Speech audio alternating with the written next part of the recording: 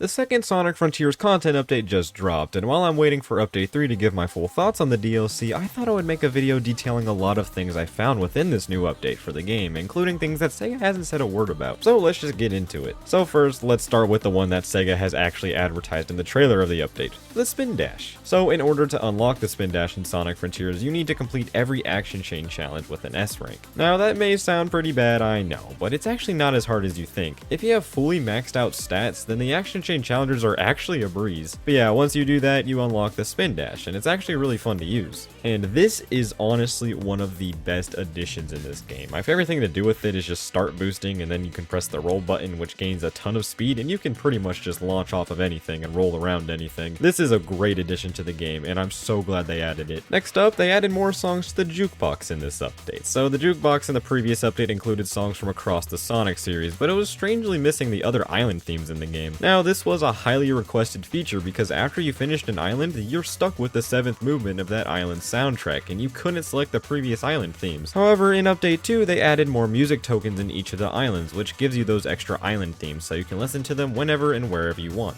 Yes, that means that you can listen to any island theme in any island, so if you want to listen to the Ares music in Orenos Island, then go ahead, who's stopping you? So we know the game adds new Coco that you need to obtain by completing extra obstacle challenges that were added throughout the open zone, which by the way, I really like how these new obstacle courses are because they're actually kind of challenging and unique from one another. But anyway, when you bring your new Coco to the Elder Coco, he will upgrade your boost gauge for you. So if you collect all of the new Coco in the game, then you can get a total of 5 boost wheels. That's pretty cool, but I just don't really see the point of this. You can still get infinite boost for a short period of time, and this was a thing in even the first update of the game, but I'm sure somebody wanted this. Speaking of boost, one of my biggest complaints with the soundtrack in Sonic Frontiers was that boosting in cyberspace added this weird muffled audio filter to the soundtrack, but thankfully there's now an option in-game to turn it off. Now before, there was a way to disable it with mods and going into the game's files, whatever one you wanted to do, there was a way to turn it off, but now it's an in-game option, meaning that you can use it on all platforms. And yes, this means that you are now able to hear the tracks in all of their glory, which is much better than hearing a muffled version of the songs. And finally, there is a secret unlockable costume that was added to the game, and I'm just going to put a spoiler warning here in case if you want to discover how to get it for yourself. But anyway, if you look on the map here, each island will have badges next to it, and in order to get those badges, you have to complete every fishing spot, complete all the challenges, and then collect all the Coco. You get the idea. But once you do this for all of the islands and fully 100% the game, then you will unlock the Elite Frontier outfit, which gives Sonic a cool crown on his head. This is pretty cool. Also, sorry for the screenshot. I did this on my PlayStation. I really did not feel like redoing it for the video, so here you go. But yeah, I thought I would just make this video going over some things that were added in the new update that you might have not known about. But that's it for this video, guys, so thank you all so much for watching, and I'll see you all later.